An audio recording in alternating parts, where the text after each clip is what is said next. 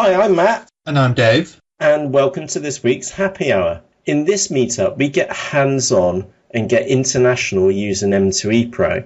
Now, CBT, or cross-border trade, is one of eBay's largest buzzwords. And if you've not heard about it by now, then you're doing pretty well, because it's everywhere. And we know that when it is executed the right way, it can give your business a huge boost in sales. Now, just because we haven't got round to doing the tutorials for the international site yet, in this meetup, Matt, that's me, shows us the process for selling on an international eBay site, specifically eBay DE, because I thought I'd go for one of the hardest first. And that includes showing you how to set up the different store views and also assigning products within the new store view within your Magento website as well. Now, this is just one of the exclusive sort of behind the scenes access that you gain by joining us live for our happy hours. We will, of course, be doing these tutorials at a later date, but this is where you get sort of an inside access to exclusive, never before seen information. Yeah, that's right. And also, you don't have to wait on me, a member of our team, to actually go and render the video after the happy hour, which can now be several days, if not a little bit longer in this case, after the happy hour has been occurred. So it's always best that you join us live, and you can join us if you want to next week. And to do that, head over to understandinge.com/happy hour and reserve your place. It is 100% free, and the meetup starts at 8:30 p.m. in GMT, and that's 12:30 p.m. if you're on the western side of the USA, about 3:30 in the afternoon if you're on the eastern side, and about 5:30 a.m. if you're in somewhere like Canberra, Australia. So we look forward to seeing you there, and if you have any questions about what we cover in this happy hour, please let us know in the video comments underneath the video on YouTube. So we look forward to seeing you there. So from myself, Matt. And from me, Dave. Dive in. We'll just have to use the live version of what we got. So anyway, that's enough for us twittering. Thank you for joining us this evening, this afternoon, or this morning. As I can see, one or two of you are in Australia. So a quick rundown, Dave. Dave, thank you for joining us. You're more than welcome. Chris, Del, Dimitri, Dom, Gary, Howard, Maria. Maria, you should have that template in your inbox. I replied this morning. Apologies for being late on that one. Mike, Pete, Rich, Richard, Simon, Steve as well. So thank you for joining us this evening, this afternoon, for this happy hour. So let me get up to speed. Dave, what's our agenda for this evening? Well, today, as always, we have our introduction and our housekeeping, which of course includes the house rule for anyone who hasn't joined us before. And today's topic is how to sell internationally on eBay using M2EPro and Magento. This is something which has come up numerous times in the forums, with people asking the best way to do this, how to set it up, did it need a new store view, and we figured that would be a great topic for this evening to see how we would recommend doing it.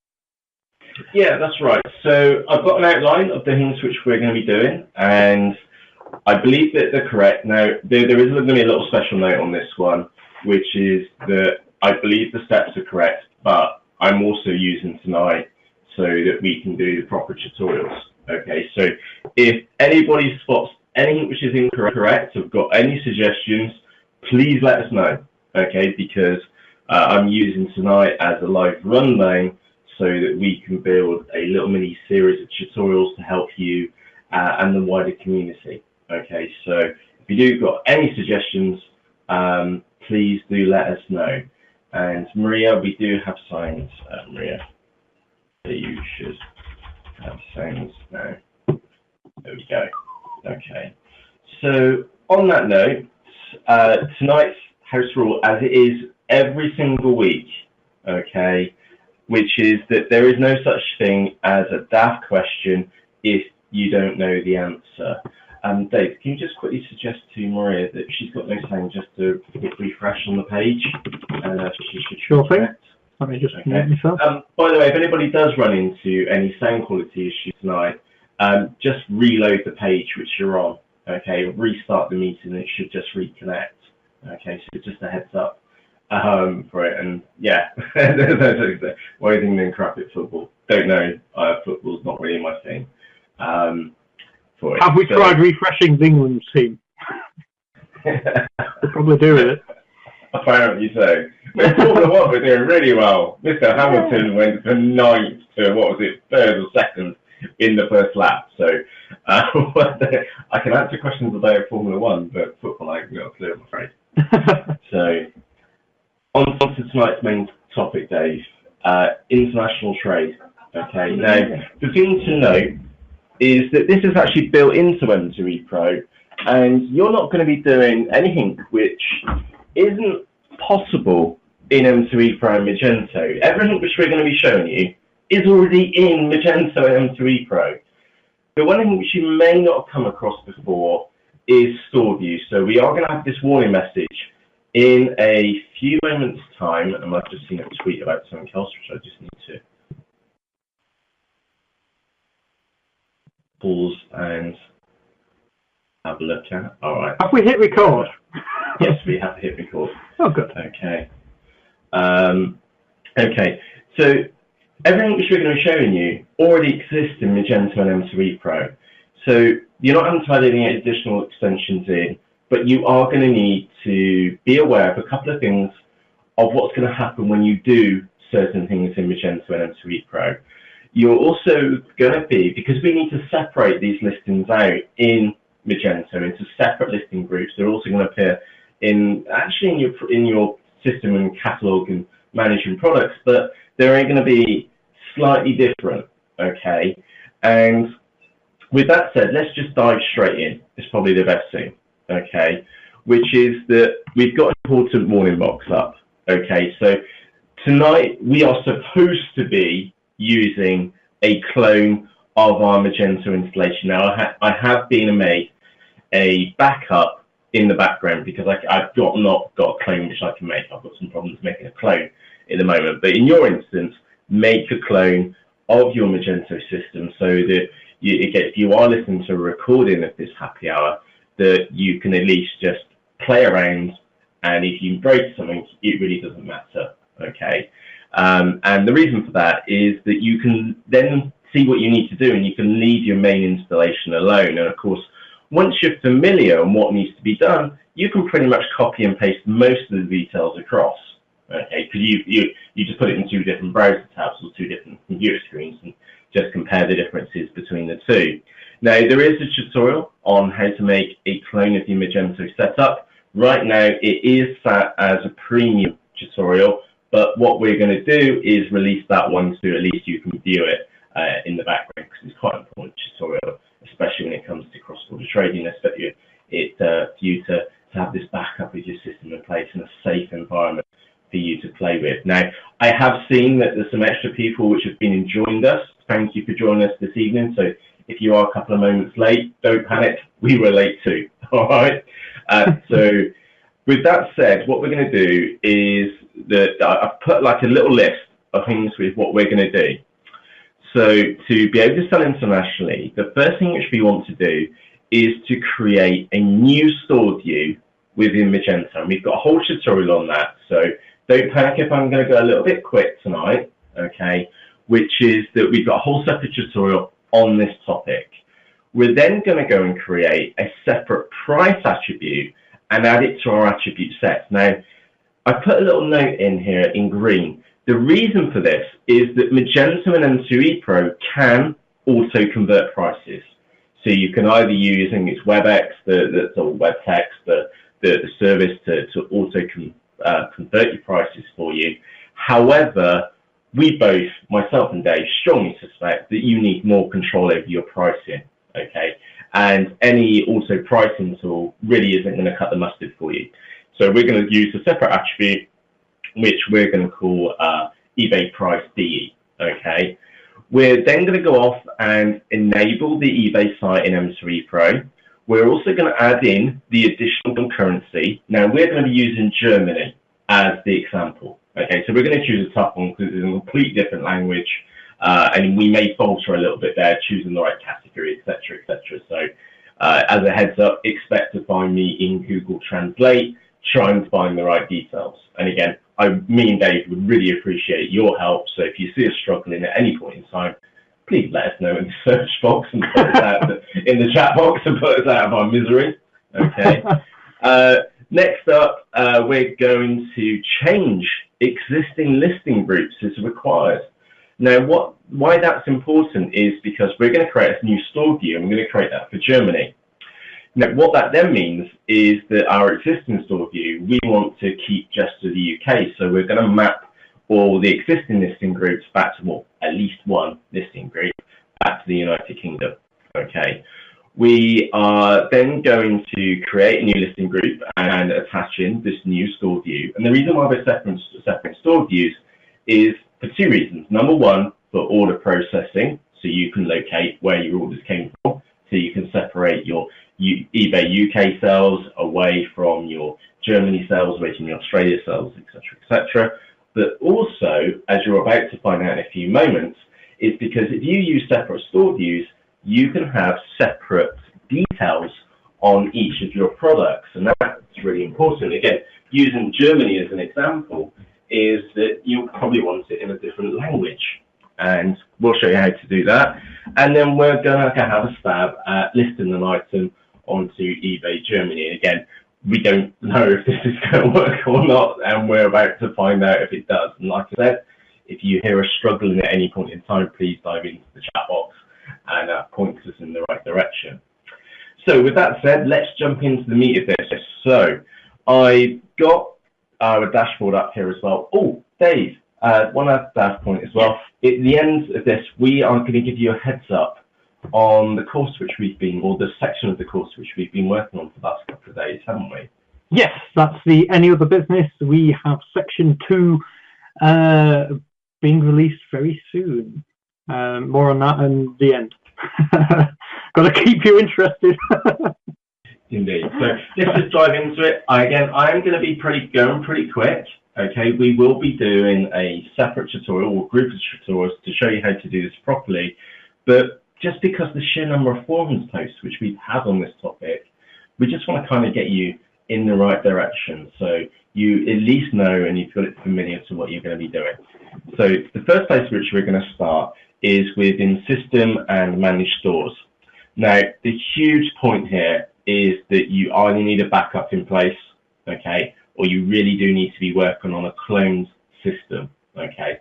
The reason being is that if you don't follow these steps almost exactly, is that you can get caught out. And again, I've seen numerous forum posts about this over in the forums, and we do have this separate tutorial for that as well, okay, which will take you through step by step and the process which you need to go through. So let me just clarify what I've got on my screen right now. So on the left-hand side, we've got the website called Marketplaces. We've got the store name called English, and right now in our Magento website, we've got two store views. We've got OSOU and we've got test. And what we're going to go and do is create a new store view in the top right-hand corner. And we're going to set this one to disabled. And that's kind of like a key point, because you don't want this to come out on your website. So we're going to call this eBay Germany, if I can spell. And we're going to call this eBay DE. So the key point here is the internal name of eBay DE. Okay, I'm going to set that to sort order of number 3. Now, there is a little funky thing with Magento, is that when I go and press Save Store View, is that it's been added this store view in, but you do want to go back to your store name in the middle, make sure that the details are set correctly, and then press Save Store. Also, you'll have noticed the indexing notice up at the top. So if you do have a Magento website being powered in the background, you will definitely want to go off and re-index. In fact, I'm going to very quickly do that in the background. Otherwise, we get a message appear at the top of our screen for the rest of this webinar. So with that running in the background, the other thing to note is that if you are using the Ultimo theme, is that you'll want to go to System Configuration. You'll then want to go into these 3 tabs, so the theme settings, the theme design, and the theme layout, and just press save in each one of those. So just click in there, press save, and then go through it. I'm not going to bother doing the other 2 because I'm not that concerned about in your case, you would want to do that. Now, let's jump back to my notes so that I know that I'm on the right lines.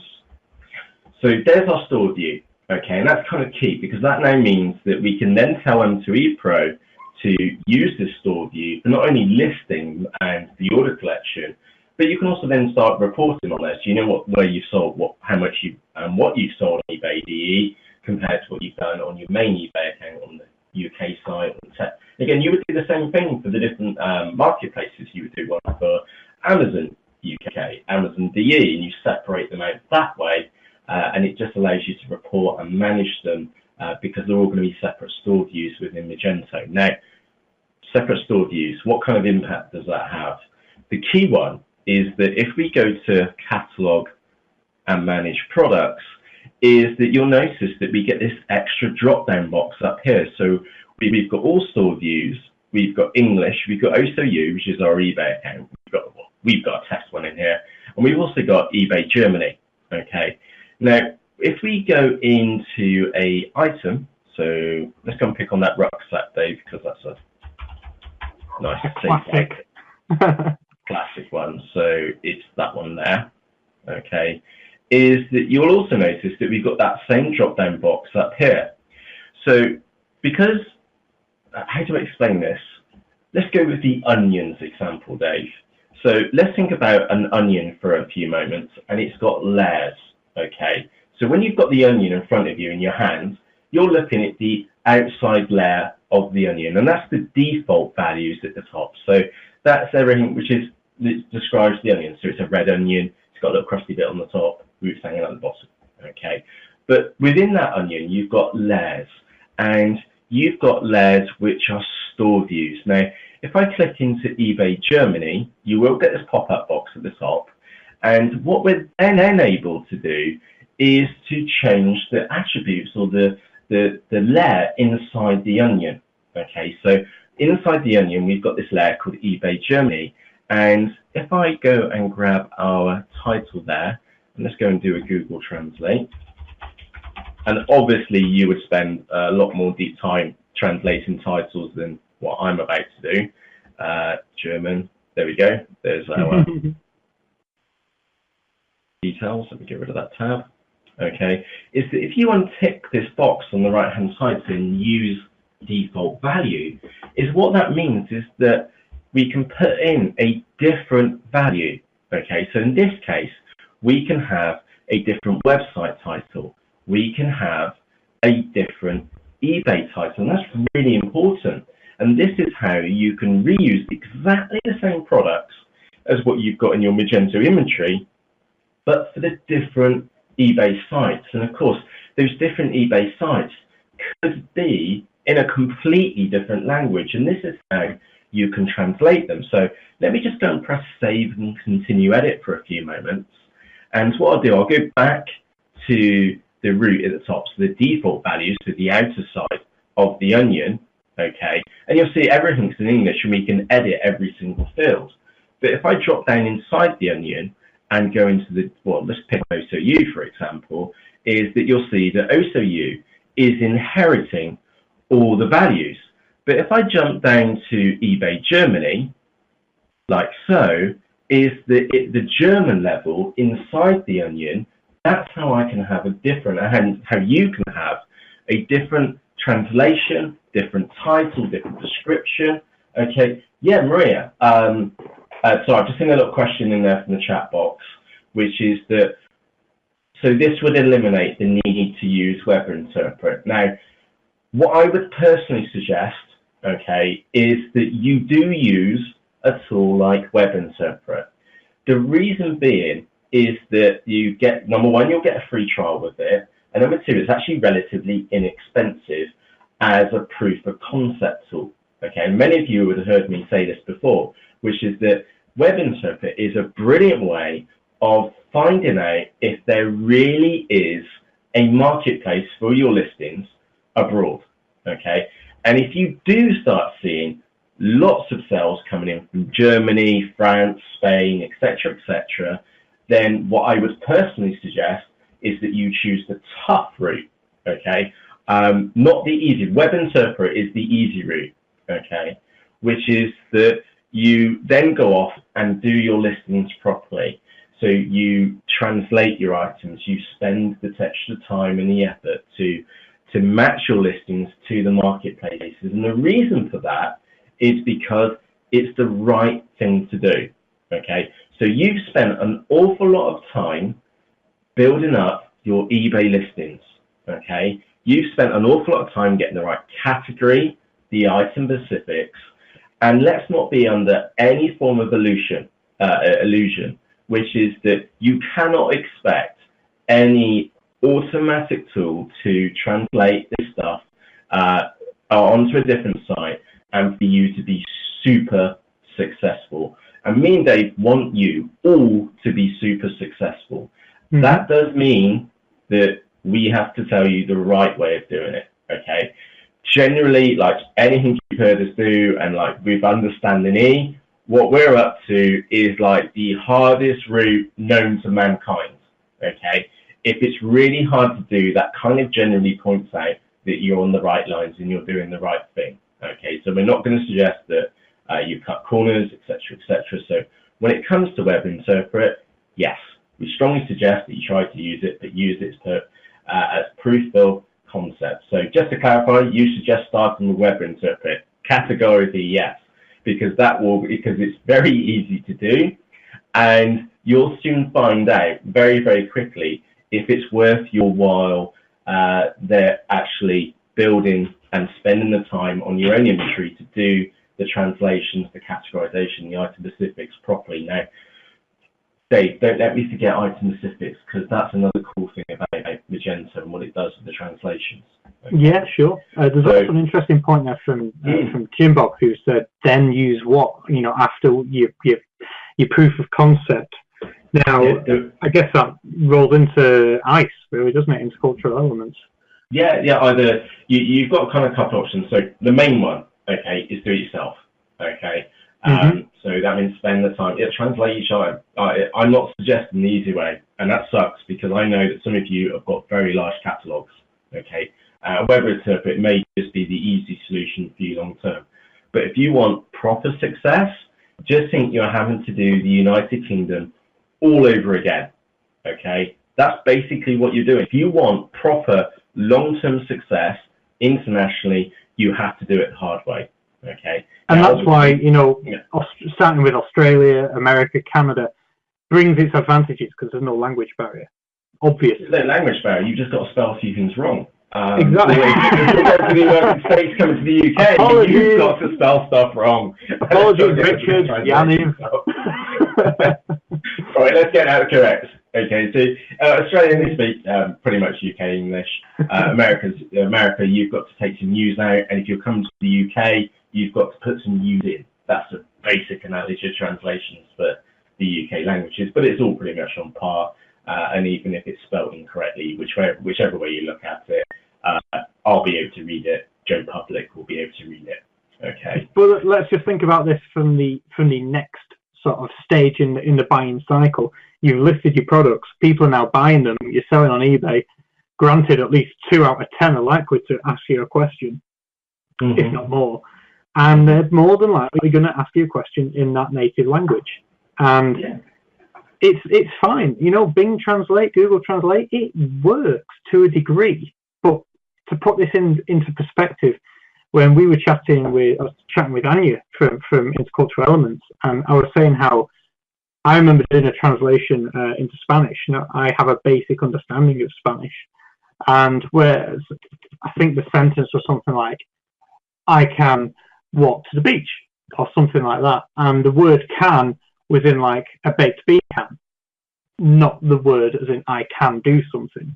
And it's those little problems in your responses which will potentially make you look less professional to a potential customer, and that could cost you a sale. And it's the little things like that which take you from being an okay international seller to being an amazing seller. Indeed. I have no idea what Dom's being put in that chat. I think he's asking where the bathroom is. Spanish. Yeah, I didn't even know. Spanish to English, mate. Click English on the right hand side. Ah, right. Where's the nearest map? There you go. Okay.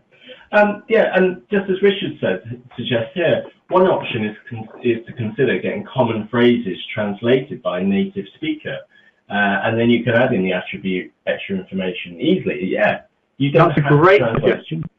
Yeah, for it. So, yeah, and Maria said on Amazon you have to reply in the logical language, otherwise you get a warning. Again, why would Amazon give you a warning about using the wrong language? Because it's the right thing to do. Okay, but don't panic. There are lots of options out there. You've got companies like Carlo from Second Office. You've got Odesk. You've got Elance. You've probably got friends, families, and colleagues which, within your own personal network, can speak these languages. In fact, if you're looking to do Germany properly, I would probably suggest, or even better, you just go onto Facebook. Does anybody know who speaks native German? And start there, because they'll be able to help you get on the right lines. Now, with that said, let's go back to our system. Now, there was a little note in there about translating and stuff. So number one, you can translate and reuse the same product over and over again. Now, there is one little note which I just want to point out, is that will we use any item specifics on this item? Yes, we were. Yeah, there it is. Yep. Okay, so polyester. Does that translate into German? And again, I'm just... Wow, that's handy. Yeah, that's really handy. So, like I said, we're doing this live review this evening, so... 20 litre. Oh no, I can't do it on that one. It's got to be exact colour. I need to put it in black. Did he mean black? Yes. Oh, right, and it's giving me some different options. Look, colour. Is that what is Nor? That's Nor? I know it is in my... Schwarz? Right, French. I don't know. Right, we'll stick with that. Yeah, so we've got an attribute called exact colour. We're at OK. And let's go and find this attribute within Magento. So we're going to go to Attributes, Manage Attributes. You'll notice that I've definitely not closed Google Translate at the top. Do a search for exact. So we've got exact colour. Okay. And this one's been set up as a drop-down value. So the values have been defined. So we'll go to the Manage Label and Options. Now, can we see what's going on here? We've got the admin colour. So that's our label, exact colour. So that's all it's going to say is English within our admin. Okay. But for the admin, we've got black, blue, and green. Now, for eBay Germany, we want to put Schwarz in there, and I guess we need to capitalize that. Just go and pop blue in here as well. God, Richard's fluent in the old German. Of course, you were from Germany, weren't you, Richard? Is that where you originally? I remember there being a connection to Germany. There we go. Yeah, we just got use Richard. We can just outsource all of our all of our translations to Richard. Happy days. Yes. Okay, so let's just clarify what's going on here.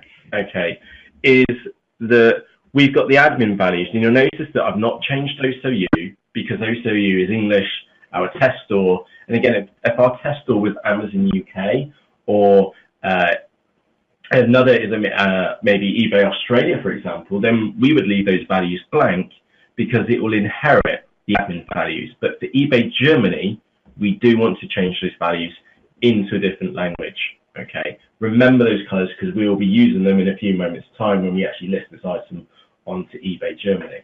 Okay, so let's go and save that attribute.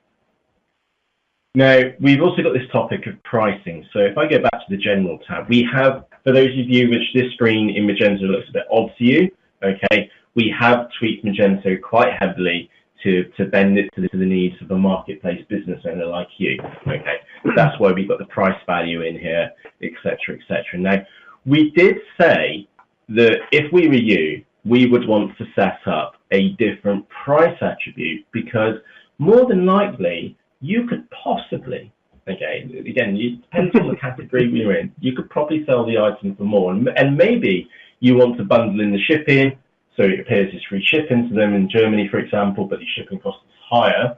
So you need to factor that into your sale price. So just having a straight conversion from £29.99 to whatever that is in euros just isn't going to work. Okay. And again, that was one of our big tips there, Matt, wasn't it, when we were chatting with Scott and Anya, was literally do some research, see what the product, price is going for in the country that you're selling into, because you may be pleasantly surprised to find that it could be £5-7 dollars more than what it is in your domestic region. So yeah, always research the prices, because there's a chance that selling internationally could actually be more profitable, even with all the fees and the shipping taken off. Yeah, exactly. So I've just used xe.com to translate £29 sterling into euros. Okay, just so we can get a right value on here. Now, I did mention about adding this extra attribute, and again, I need to work out what attribute set this product is using, because I'm just going to cheat and just do it for one. Right, it's in the default attribute set. So let's go and create a new attribute. Really straightforward. ATT price, and I'm just going to use DE. Okay, as my example here. If you're going to have just like one standard price for all the different international sites, then you could just call it euro, like so. Okay, but we're going to go DE because we're guessing that you probably want to set multiple ones of these for the different eBay sites and maybe Amazon sites as well. So the moment we actually change this value from a text field into a price field is that all price fields have a global scope within Magento. Okay, so if I go back to that product in here, is that it doesn't matter what store view which I was in, the price boxes just stay white in all of them, because prices in Magento have a global value. Okay, so go into Germany. I should choose Germany and click on OK. You'll see that these price fields are white, and we don't have to untick them because they have a global value next to them as well. So with that said, we're not going to set a default value. Values required.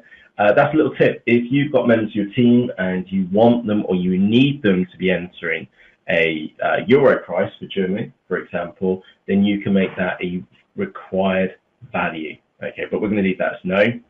And the price we're going to call this was, let me just use that, eBay DE price. And go and save attribute. And we now need to add this attribute into our attribute set. And this is the one bit that will trip you up. So if you have added a new attribute to your system and you go to look at product and you can't see that value in there or that attribute, don't panic. All you need to do is add it to your attribute set. So we're going to go to Catalog, Attributes, Manage Attribute Sets. We want the default one in this case, and of course you would go on and add it to your other attribute sets, and of course at the end of it you'll most likely need to do a reindex as well. So where's this attribute? At price DE, and I'm going to pop it underneath there, so it's going to read price, auction price, reserve price, and then price DE, and then press save attribute set. And again, you can already see that we've got an index management message up here at the top, which I will be very quickly getting rid of. And obviously it will take much longer in your system than ours because we've only got a handful of products. Okay, so that's it been set. So if I go back to our product and then hit reload, there we go. We've got this new price field. Now, how much was this item going to be? Say €39.99 in euros. So let's go back to Magento, $39.99. Like so, and I'm going to press save and continue at it. Now, I do see that there are some questions coming on the right hand side. Dave, do I need to answer quickly? I've just asked the guys to remind me about the currency conversion. That's come up. Going to ask them to remind me about that at the end, Matt, so it doesn't interrupt what we're doing at the minute. Dom has just said, just a suggestion, why don't you add another group to your attribute sets for specifics like eBay?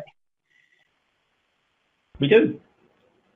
eBay IS boots and IS bags, but you could very, very easily add another group for prices. Okay, but we wanted to try and keep the daily use of Magento kind of easy as possible. If you're going to have lots of separate prices, then maybe this page might get a little bit overwhelming and you'll want to put it into a separate tab. Okay, it's really up to you. You've got the only two fields, okay, the only fields which you can move around is the contents of the inventory tab. Okay, that all the other attributes in Magento you can pretty much move around however you like. So if you want to create another group, so you would just going back to the attribute sets, for example. And again, if you think back to the much earlier tutorials, if you want to create a group with Dave and then put an attribute within it, with Dave down at the bottom, stick an attribute in it, press save attribute set. We're going to go back to our product, wait for that to finish, which it has done. There you go. There's a side tab called Dave. Okay, it's really that straightforward to do. It's your system, and if you want separate tabs in there called Dave or Matt, you're more than welcome to. Okay, it's the just think as Magento has been a framework for you to mold to your own personal requirements. Okay. Yeah, so, we also had a question, Matt, very quickly, which was, could you use the M2EPro feature that allows you to add a percentage markup on the price field? So I guess that would be a way of increasing the price if you're going to Germany. If you could do a blanket rule like that, is that a possibility? Yes, categorically yes, but we're choosing the tougher route, which is where we're assuming that you want granular control over your listings in those marketplaces. Now, if you do want a blanket rule, absolutely remind me to point that out to you in a few moments' time. Okay, because we're only like 2 or 3 steps away from getting to that currency point. Okay, so with that said, I now need to enable the eBay site. So if we now get to sell on eBay and then into configuration, and we've got a tab up here called eBay sites. Now, to enable an additional eBay site is really easy. Okay, this is how easy it is. Okay, so we're going to go to Germany. We're going to change that from disabled to enabled, okay? And we're then going to press save and update. So M2EPro will be downloading the category structure in the background. So this will take a few moments because it's quite a big catalog of categories. It will then pause for a moment and then do eBay Germany, like so. And by the way, that's also what you would want to do during a category update for eBay. So if you've seen an email or a message from eBay telling you the categories have been updated, this is where you want to do is come in here and then click on Update Now, and that will update the category structure in your Magento system. And again, M2EPro does do that automatically in the background, but if you want to force it, you would just click on that button. Okay, and that also applies to item specifics as well as 2 tables, which I actually use off the top of my head. So with that said, nice and straightforward. We've now got Germany enabled in our account. Now, I need to go off to system and configuration because I'm pretty sure that I've got euros enabled in our system. And I want to turn this off. So I'm looking for currency on the left-hand side, currency setup. There we go. So there is a service within Magento called Web Service X. And this can automatically do the translation or the conversion of the different currencies for you. And Magento will do this in the background. Now, there are different services to do it, and there's other extensions which will use other tools for you as well. And you can manually override the conversion rates if you want to. Okay, but we are choosing the more tougher route, which is that we're just assuming you want granular control over those items. Now, if I scroll down in here, do I have euro? I do. Okay, so I've come into system configuration. Underneath the general tab, I've come into currency setup, and you will have your native currency on here. So we've got base currency pound sterling, displayed default currency British pound sterling, and we've got allowed currency British pound sterling. Now, I've unticked the euro option. Okay, the reason being is because I want an error message to come up in Magento, in M2EPro, about the prices. Okay, so remember this section because we're going to be back to it in a few moments' time. Okay, because there's a little mistake which I've made a couple of times, and I'm going to point this out so we get the message and then you know what that message is about. So the next step is for us to go to sell on eBay and then into listings. Okay, now right now you'll see that we've got a couple of listing groups set up within M2EPro. We've got test listings, and then that's where we were doing the actions tutorial, and that's why we've got 2 items in there, because we created them, set the category, and M2EPro automatically added them. That was a really cool tutorial. And then we've also got some, and you'll see on here, we've got Magento store view admin default values. Okay, but one of these store views we've got overwritten. We've been more granular, and we've chosen marketplaces, English, and OSU. So what we're now going to do is set up a separate listing group within M2EPro just for Germany. Okay, so we're going to go up here and choose add listing, and this is just like what you did right back at the beginning.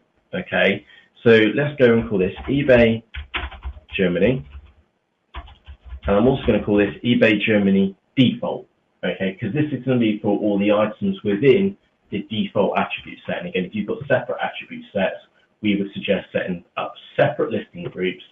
And the reason for that is that you can change your, very easily control your policies at a global level for the whole listing group within Magento and M2EPro, and apply just one policy on it for the description policy. And in that description policy is the little drop down where you can choose which attribute needs to change to the images on eBay. Okay. So with that said, we're going to go on and we're going to now choose Germany, like so. And the crucial point here is Magento store view. We're going to drop that down and choose eBay Germany. Okay, so that now means that when we go to list an item onto M2 or onto eBay using M2EPro, is that it's going to take notice of the German settings. So it's catalog managed products, and there's our rucksack here. And right now the default values are all in English, but it's then going to take notice of the values of what we've got in the eBay Germany store view. So it is going to use this as the eBay title, okay, because I'm going to tell it to do that in a few moments. But if we were to list this item onto eBay UK, because it's using either the default admin values or the OSU store view, is it will take whatever it is from those store views. And this is how you can separate the information out. So coming back here, we're then going to go and click next. And just like what you did back at the beginning when you were setting up these policies within M2EPro, is that you've got to go through the same processes again. Okay, so I'm guessing on here. Now, you will also notice that M2EPro is smart. It's brought in not the English options, it's been brought in the payment options from Germany. Okay, thankfully, immediate payment is just a tick box, so I quite like that one. Okay, location, I've left those as defaults. Okay, now we do need to choose a shipping method. Now, you will now notice that these are German options, because what M2EPro is actually going to do, in fact, let's put M2EPro aside for one moment. When you go to eBay.de, so you actually type in ebay.de into your web browser, and then you press sell on there, you would go through the eBay Germany sell your item form. Okay, this is exactly the same as what M2EPro is going to do. So on the sell your item form on eBay, you're going to be offered German options. That is the reason why we've got German options set up and appearing in here. So I have no idea what these are. So obviously you would spend time and the effort to just copy these out and then go and Google translate them. Okay, so I'm going to choose UPS Express, and I'm going to choose a custom value of cost. I'm going to put €9.99 in there, hoping that someone's not actually going to go and buy it. We've got dispatch time. Again, just like the UK, you can set up multiple rules, so you can add another method, etc., and you can specify your handling time in there as well, and so on and so forth. So what I would also suggest you do is actually save this as a policy. Okay, so this was as a payment policy for Germany. So save this new policy. I'm going to call this eBay DE space payment. And the reason why I've separated them and put eBay DE at the front is because we're going to be creating a couple of policies. And when going back to the policy screen within the M2EPro, it means that you can filter them really easily. So let's go and click confirm on that. So that should move up, which has just been done. I have no idea what that says, so I'm just going to go save policy, and I know that's returned, so I'm guessing that's about right. And then go and click on confirm. There we go. So all we need to do the payment. Oh, I called that one payment. Right.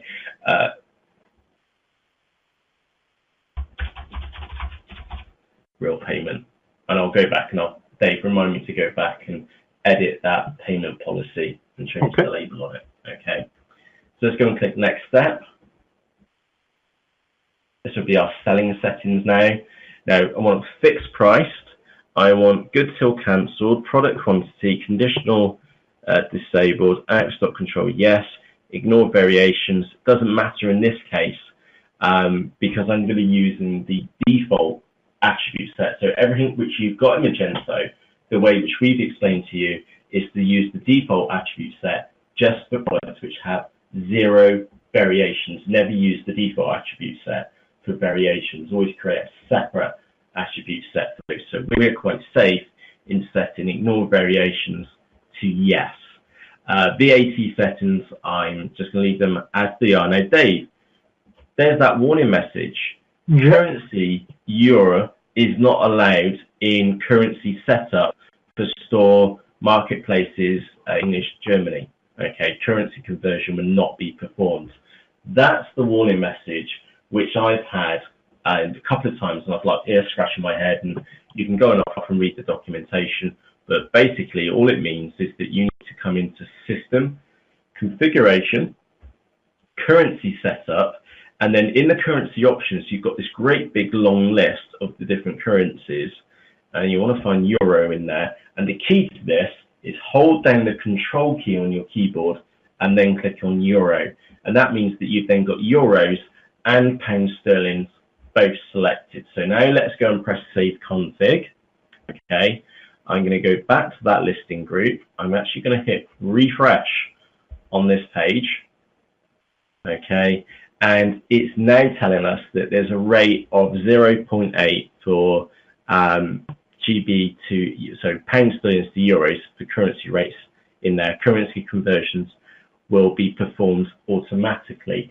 So for the, was it Maria which asked about the automatic currency conversions?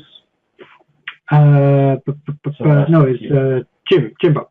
Jim. Okay, so yeah, there's the rate. Okay, and then that will M2EPro is pretty smart, and it will convert it for you. Okay, but we're assuming that you actually do want to override that and actually choose a different value.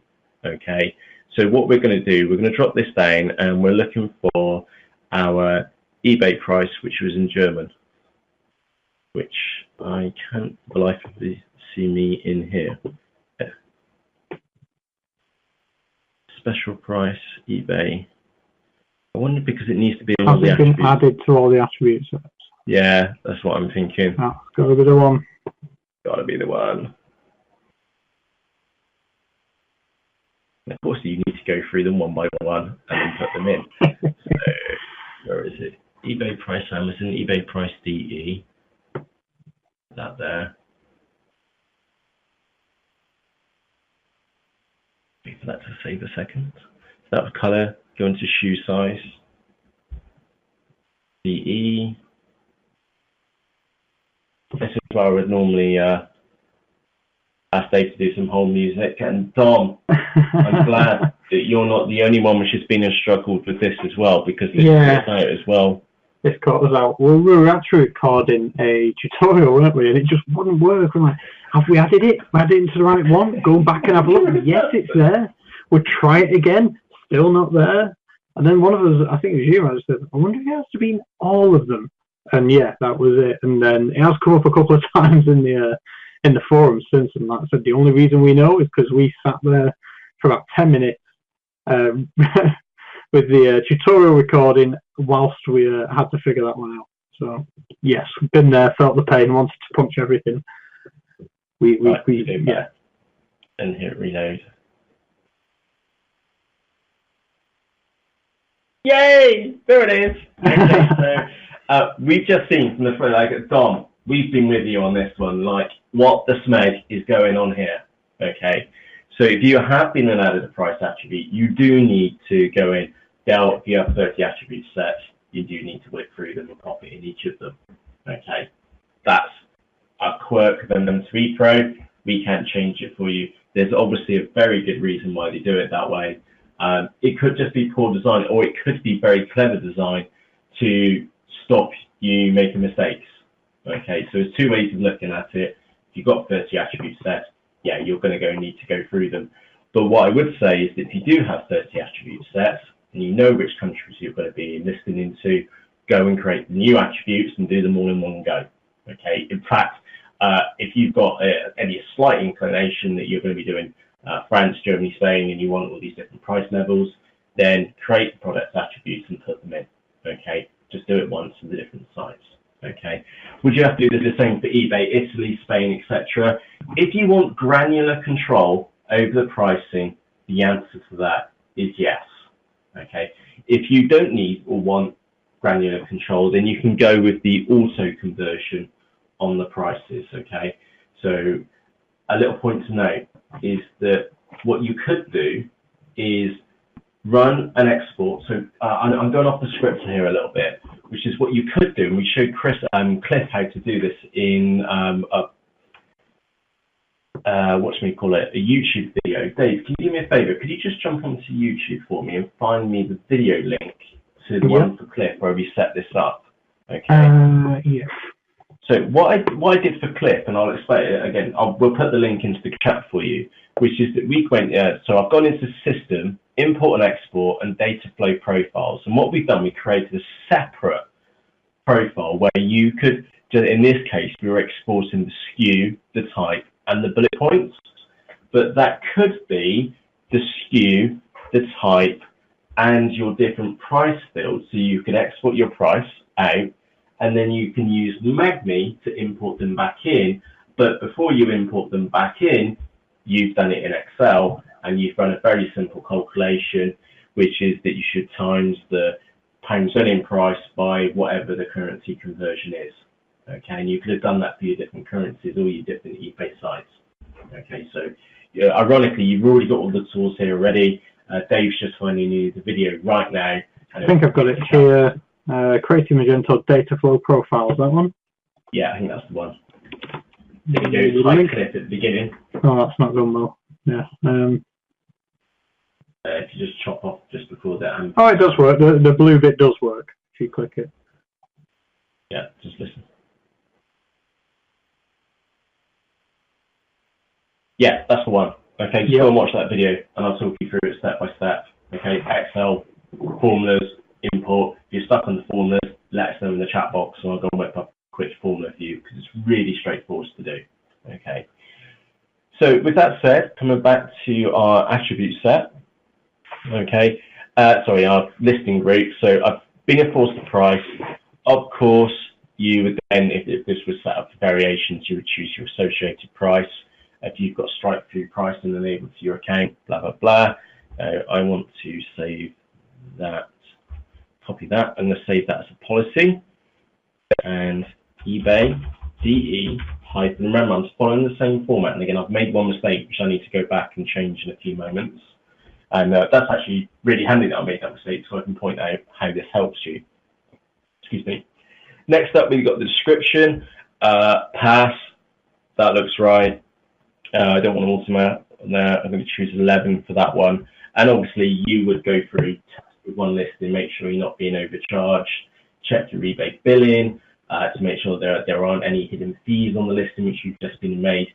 And also, just as a test item, just make, if you can make one item work in this listing group, then the rest are just complete mustard. Okay, so I know we're getting up to an hour, so I'm going to pick the pace up a little bit. Okay, title, custom title. Now I want the attribute which was our eBay title there, and insert. And remember that it will use the title from the German store view, because we've just told M2EPro in this listing group to use the German store view. Okay, and scrolling down to use product description, leave those details on there. Gallery, gallery picture. There we go. That's about right. And this is the description policy. eBay DE hyphen description. Confirm. I think we're left up with synchronization settings, which we are. Click next. I'm actually going to go and cheat and just choose synchronization standard. Okay, obviously you would go in and spend time to set the settings, but in the interest of time, I'm going to skip over that. Okay, I'm going to click next step at the top right hand corner. And this is where M2EPro wants you to list an item now. Okay, that's why we're stuck on this screen. Okay, but what you can do is go back to listings at the top, so sell on eBay listings, and you'll now see that we've got this new group called eBay Germany default. Okay, and you'll see that the eBay site's been set to Germany, and the Magento store view is Marketplaces English, eBay Germany. If we also go up to sell on eBay and in configuration, then go across to the policies tab, is that we've now got extra policies in here, and you can see that eBay DE. So what I'm actually going to do, I'm just going to type in eBay DE in that search box. I'm going to press enter on my keyboard, and there are our policies for Germany. Okay, so you need to rename that. Yeah, there it is. I need to rename that one because it was the shipping, like so. And again, you can just edit these as required. So I'm going to save that one in, and that's fine as well. So I'm just going to click confirm on that. So going back to listing, so sell on eBay and listings. I'm going to go into my German listing group. So click in here. We don't have any items in here, so we need to add one. So we're going to go to add products from a list. Oh, and by the way, you could set up additional rules for these as well. Remember those automatic actions which we did in that tutorial, Dave? Yep, that'd be pretty cool. We've still got the second part of that to get out, showing you what you would do with the automatic actions. Yes, indeed. I still need to edit that one. That's in the... Oh, look, Dave. Yeah, there it is. Tio okay. Looks like a Mietwasserflasche. Okay. Gary, fantastic. Thank you for joining us this evening. I know we're pushing it for an hour this evening. Night, so, Gary. Thank you ever so much for joining us. Do really appreciate that. So, point being, that title is in German, okay, but our product is actually in English. In the store view for this product, it's in German. So, hey, let's pick that one there. Okay, let's go and click on continue. And do you want to customize the settings? Yes, I want to. Oh no, I've chosen the wrong option because and change all the settings for it. And I don't want to do that. And that's how you could override the menu. So we're going to click on continue. Okay, they're all going to go into the same category. This is going to be fun because I have no idea what category I'm going to put it in. So let's go and choose edit. Might need let's go and choose browse. Richard, we got a rucksack. Where does rucksacks go normally? Is it in apparel? Or is it sports? It's probably sports, isn't it? Sports. Sport. There we go. I'll search for tash. Or a mustache. 50-50. Oh, that one there looks good. Okay.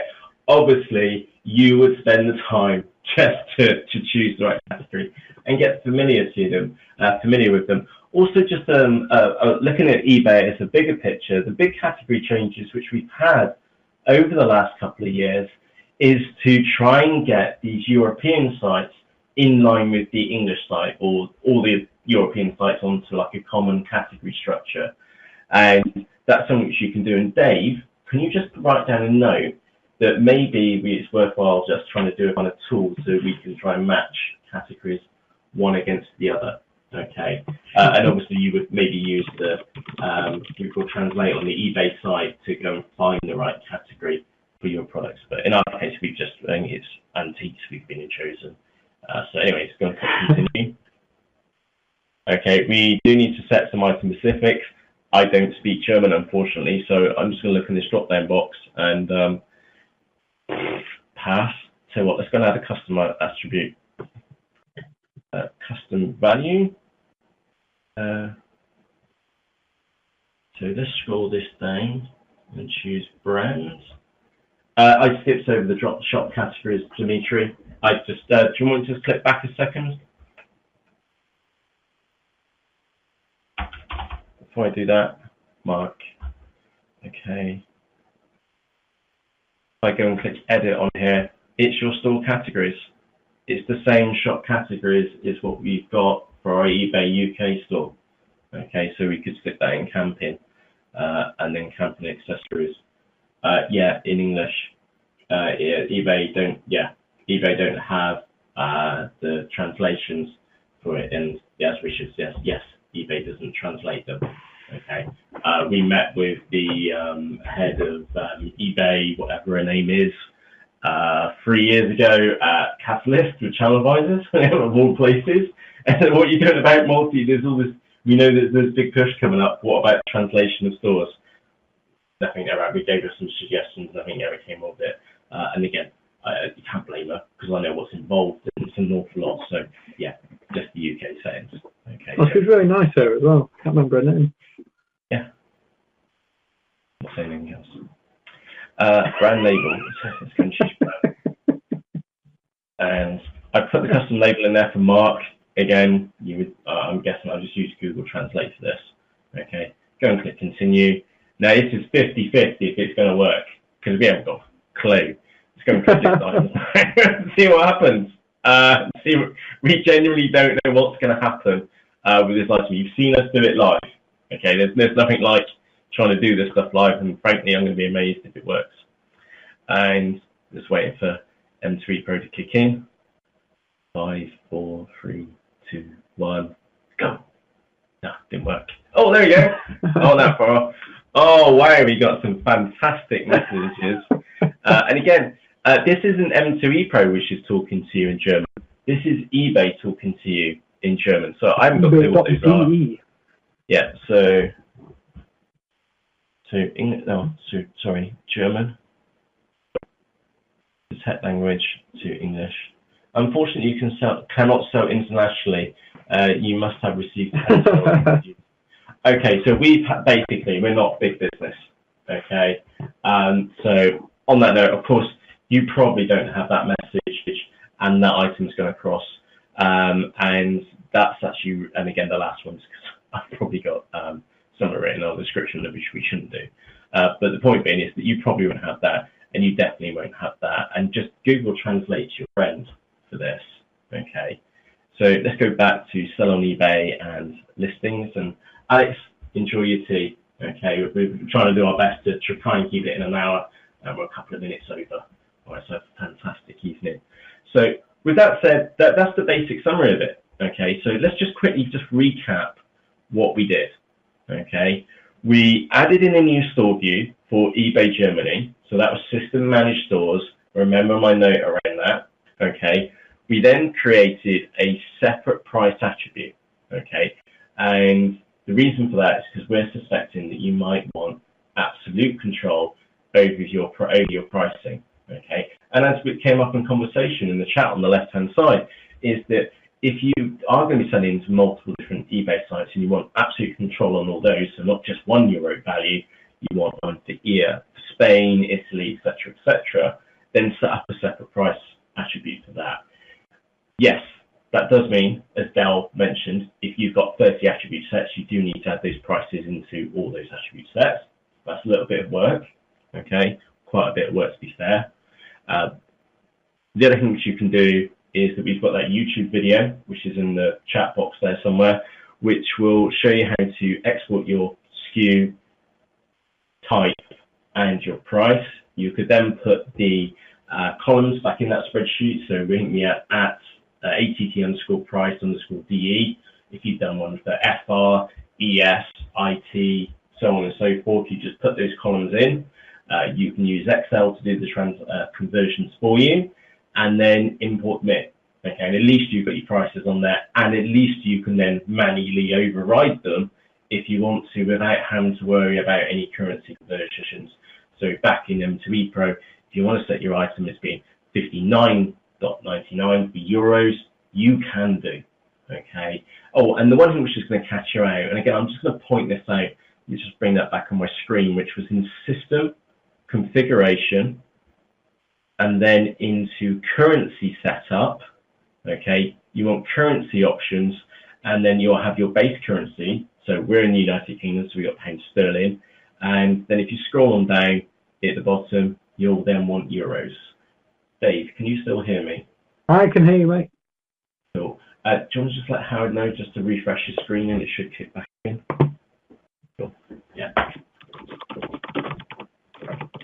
Cool. So choose your euros in there and you won't get that red warning message because it can be really frustrating, like, well, what do I need to do? And remember, you're pressing Control on your keyboard to select that additional option.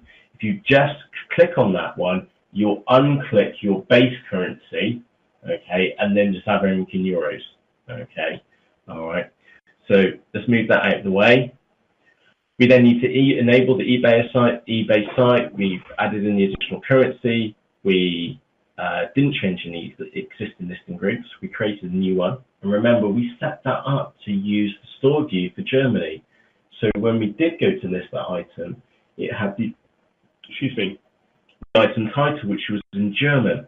And let me just go back for one moment, just to clarify this again, is that Magento has layers. It's like an onion. And right now we're looking at the outside shell.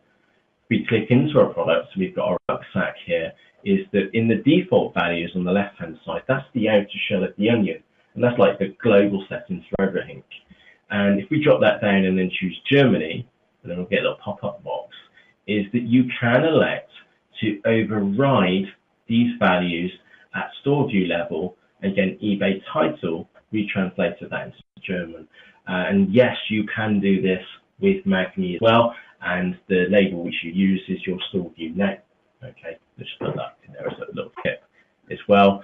And then we set that item up to have different details. Again, we put the, we then created that listing group. In there, we created policies as we went. We did set up the policies in a fashion so that we can then edit all our eBay DE policies together in one go. So let me just quickly point that out again. Go into policies, sell on eBay configuration and policies. And again, I've still got the search on there. So if I want to edit any of my German DE, price, description, payment, shipping, returns policy, because I've got eBay DE at the front of it, I can quickly filter on those and edit those as one go. Okay. So, and then finally, you would list the item as you normally would. You would go to sell on eBay, go into listings.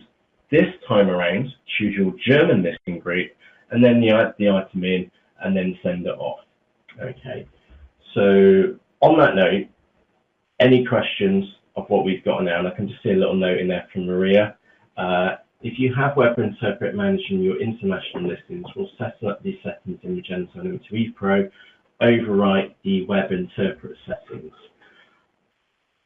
I'm pretty sure you need to go careful with WebInterpret. So Maria, rather than me giving you an incorrect answer, and because I generally don't know what the correct answer is off the top of my head, I will go and find out the right answer for you. WebInterpret M2E Maria. Okay, so that's in my notepad because there's something funky on there to do with the revision or synchronization settings which you need to go careful upon, and I can't remember exactly what that value is off the top of my head. Okay. Dave, did we have any other questions which have come up? We had an interesting point of people asking about currencies and conversions, and that PayPal was expensive. And that just reminded me of the podcast that we recorded last week. And this morning I had the go-ahead from the guys at World First that it was good to publish.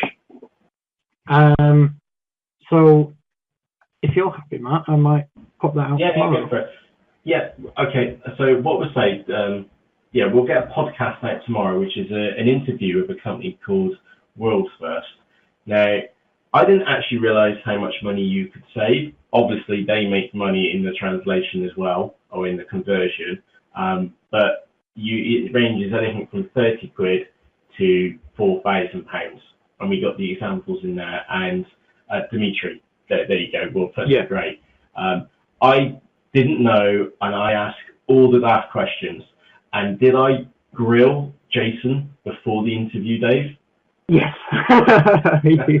It was an interesting one for me because, well, exactly, Andrew. This could be an interesting one for you because we know PayPal. I think PayPal is taking about 4% from the market rate, and basically World First are charging you what works out to be close to 2%. So you're saving 2% on every transaction. Now, 2% might not sound a lot, but as you'll hear in the podcast, we start throwing numbers around, doing £2,000 a month to £200,000 a month.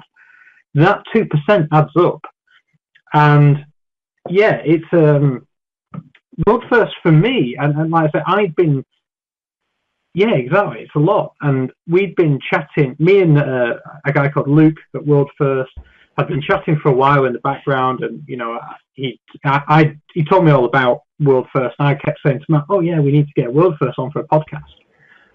And then before we started the podcast, we got on a call with Jason, who's their global head of e-commerce, really nice guy. And Matt just grilled the guy for about 15 minutes. Like, so how does this work? And what does this do? And then you could see the penny drop moment, couldn't you, Matt? We went, oh, okay. Yeah. We're going to have to do that. Yeah, I can see why we would want to do that. And the best thing is, there's no real cost to you. There's no sign-up costs. There's no setup costs. The bit which I really liked is that they'll give you an international bank account as well. Yeah. So that's the crucial thing. Cool.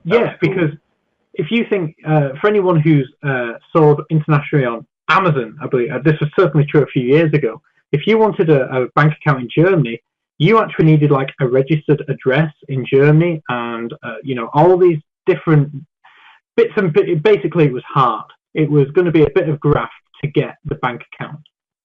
Mm-hmm. World First can take that headache away, and they can set up the bank account for you, and that is amazing. There you get this. And that's exactly when you found them, Dimitri. Exactly, because it just gets rid of that headache. And basically, World First give you this dashboard. You can see all your accounts. You actually have access to an account manager as well, who would tell you. I mean, these guys, they're not just bank accounts. These guys are international currency experts.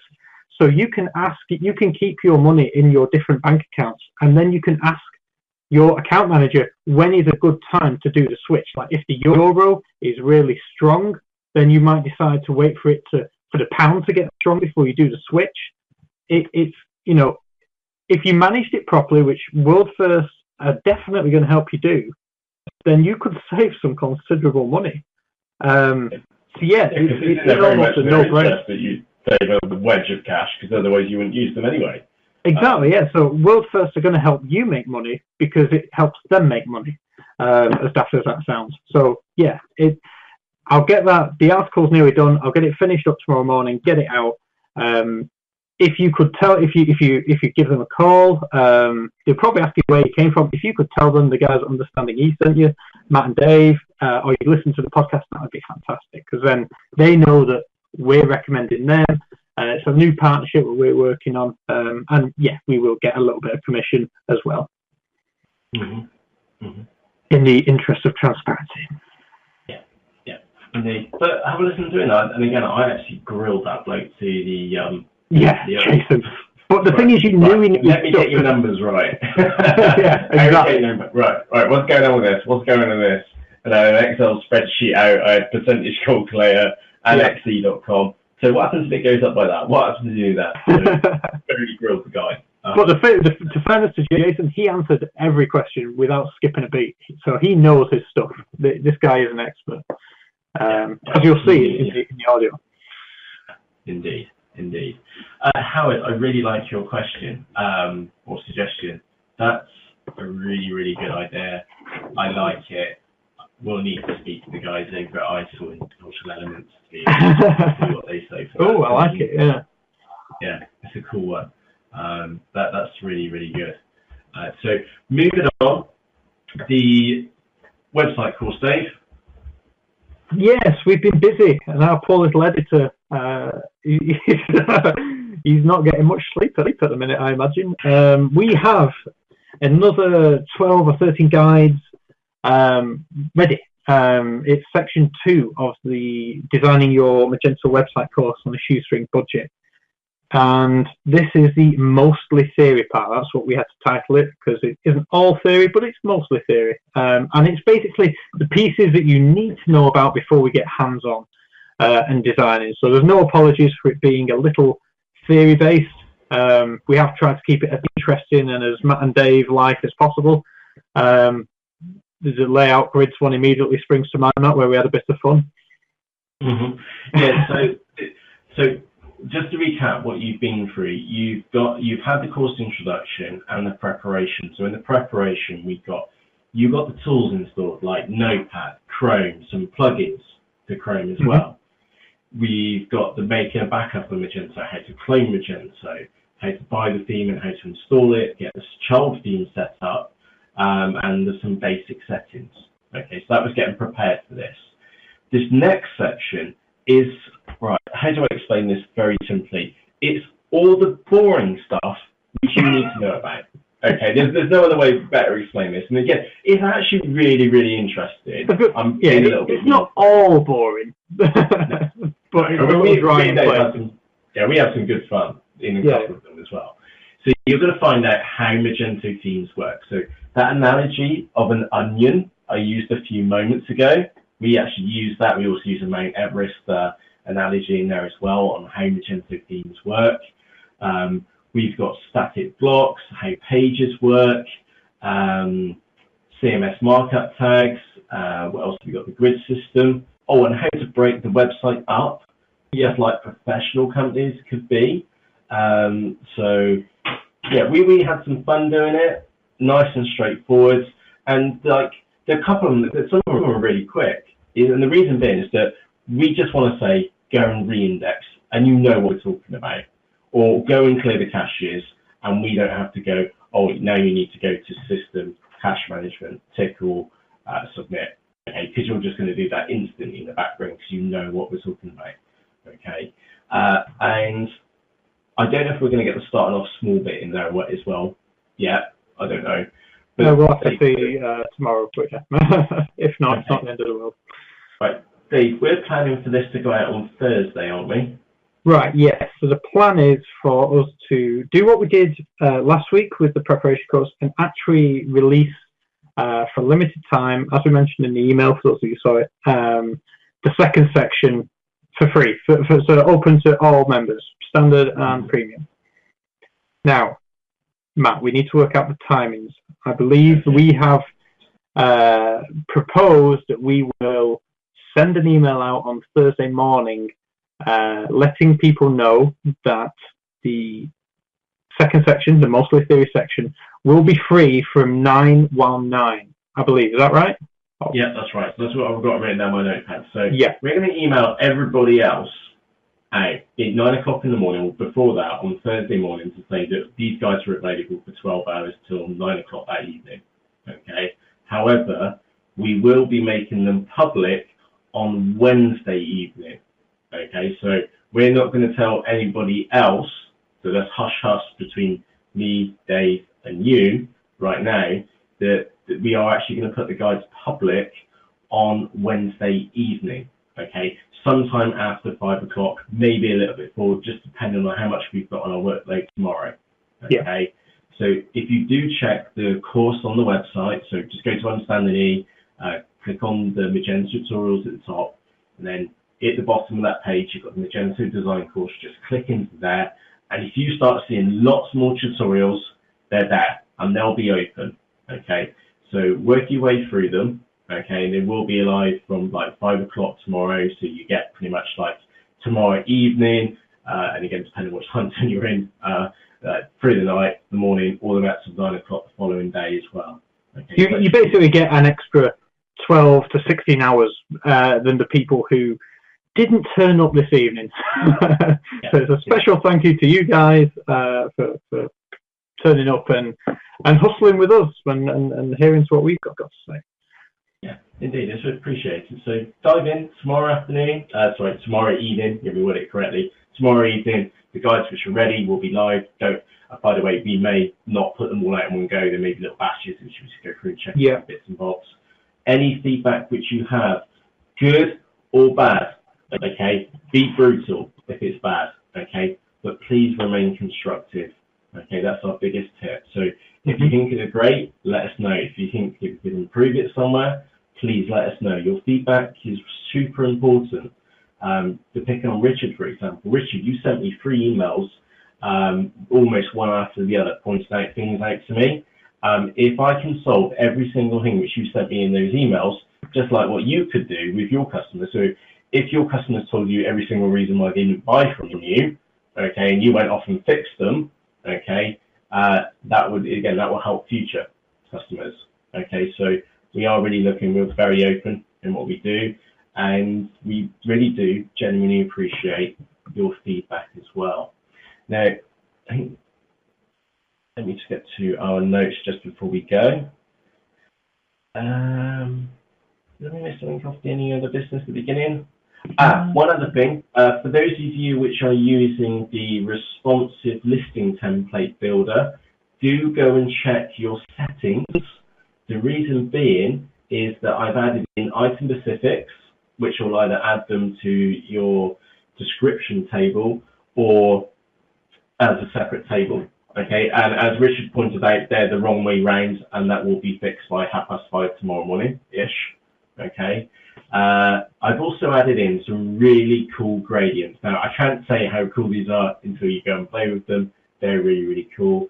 And also to give you a heads up, version 2 starts work tomorrow.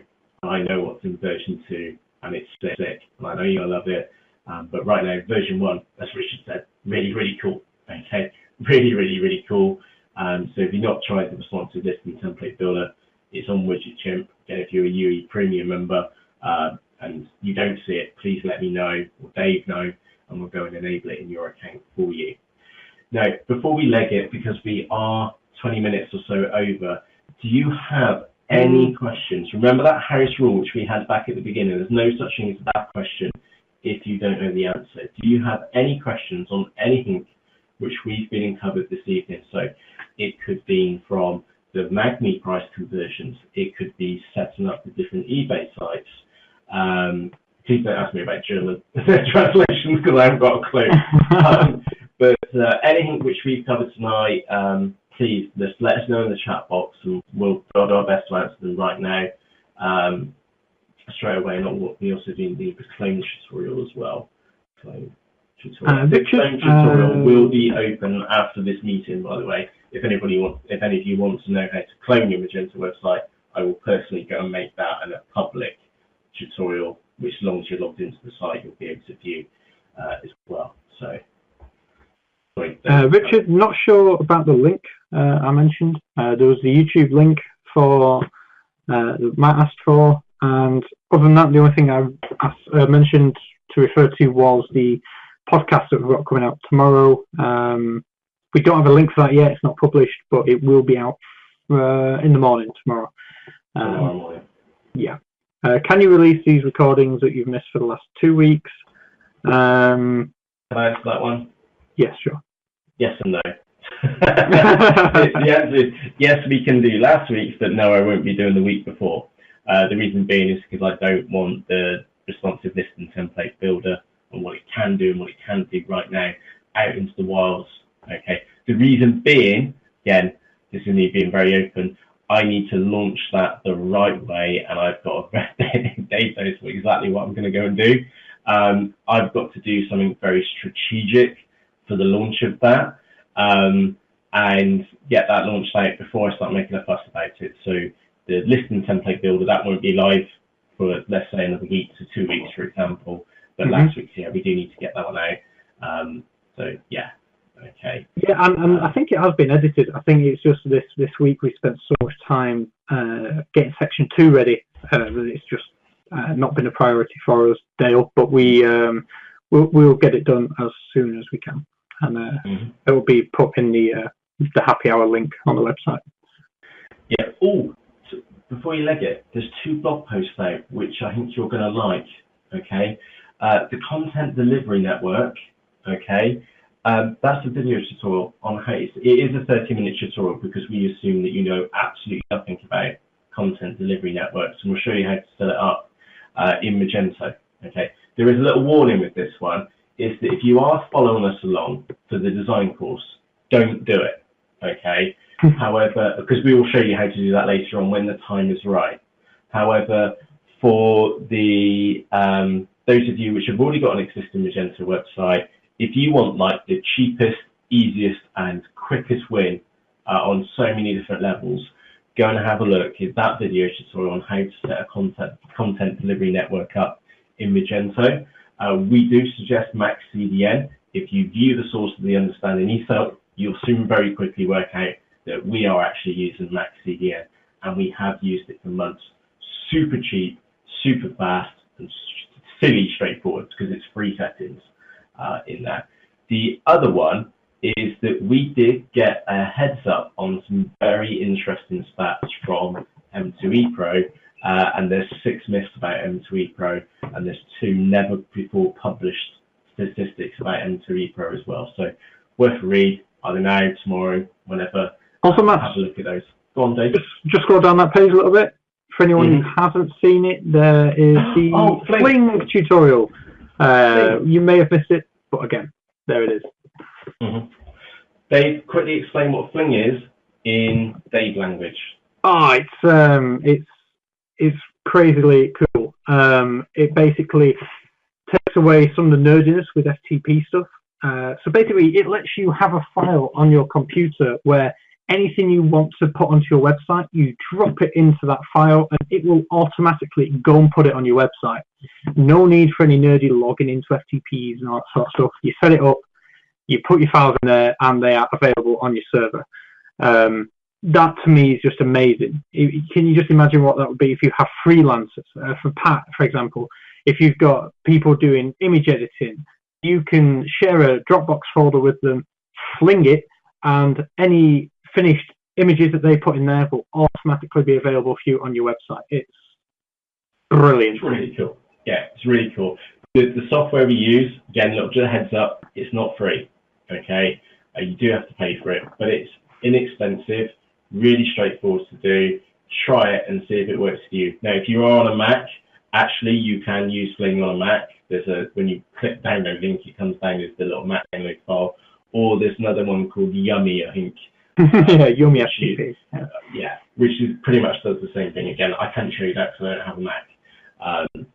But it will do the same thing, and it's all about time efficiency. And again, the one thing which I didn't actually explain in that tutorial today was the reason why I found that task, which was for a very, very large eSeller Pro business. What they were doing, they were importing Excel files into eSeller Pro. Andre, thank you for joining us. Really do appreciate it. And as you know by now, we can talk for hours. But coming back onto the topic, very large eBay business. They were spending, they got 15 eBay accounts, and they were spending hours and hours importing these products. We put a process in place so they could create their inventory very, very quickly.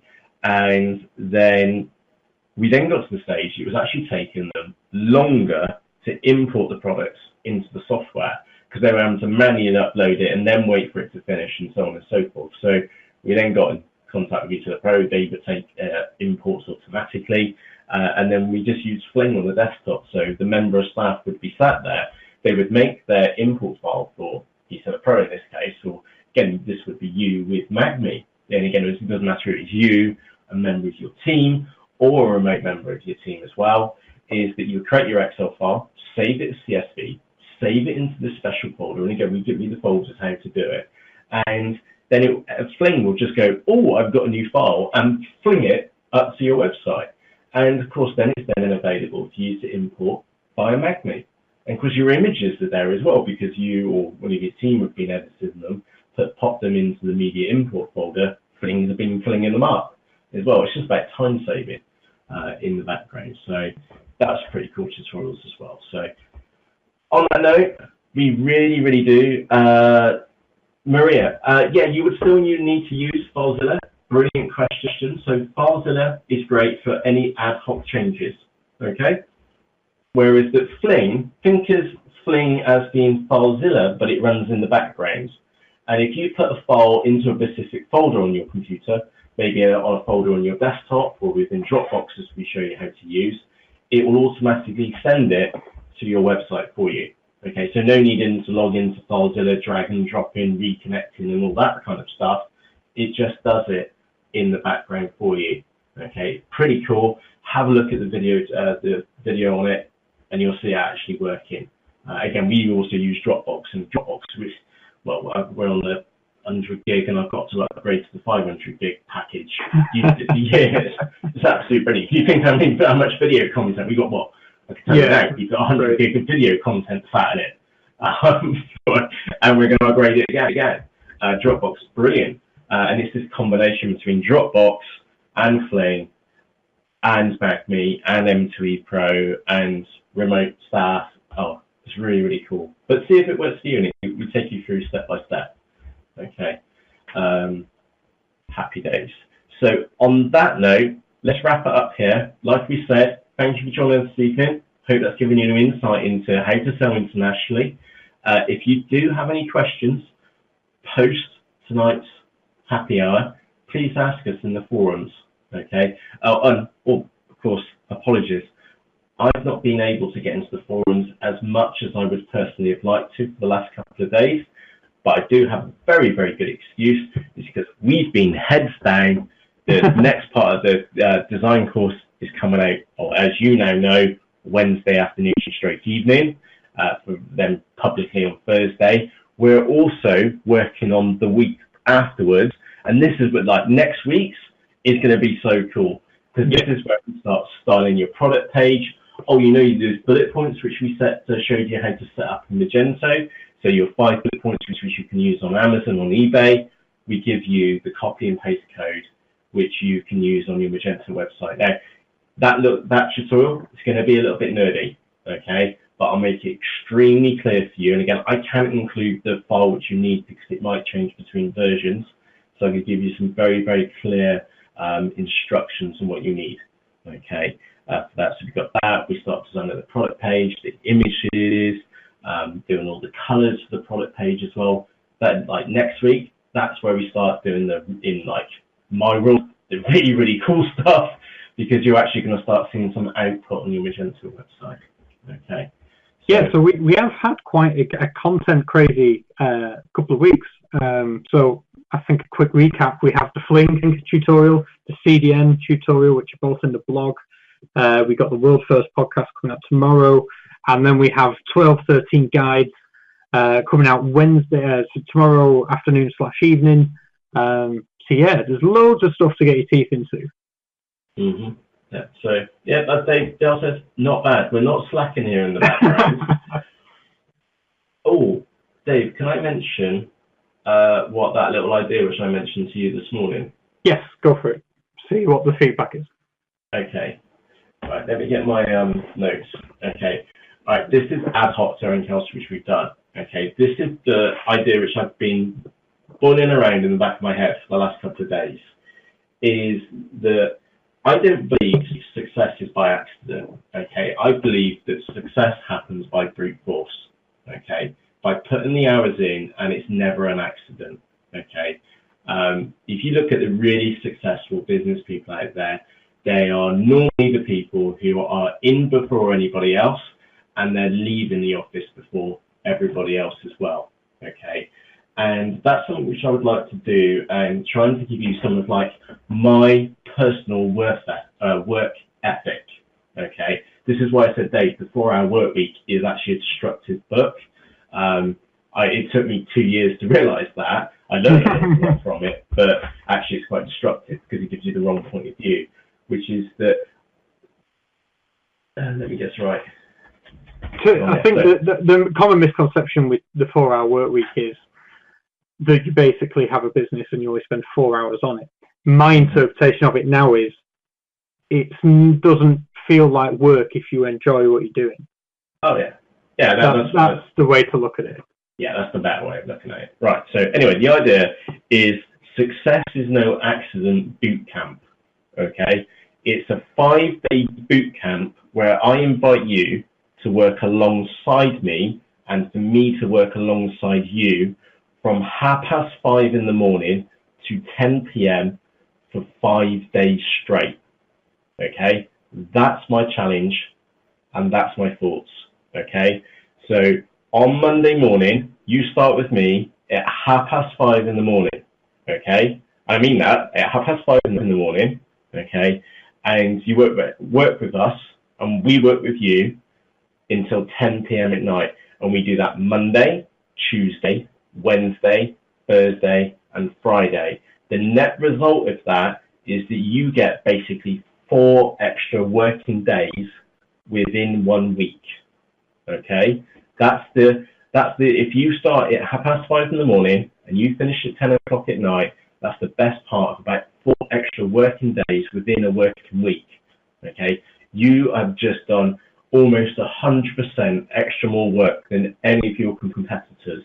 Okay, now again, I've got stuff to get there in the background, the same as you.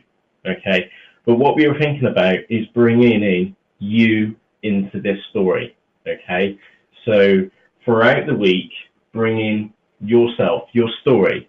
So we have set breakout times. Okay, so maybe at 12:30, okay, join in, and we'll have Del come on and have a chat about how your business started. Okay, we'll go do our research in the background. Richard, we know everybody's spoken with you before, we've heard what's going on.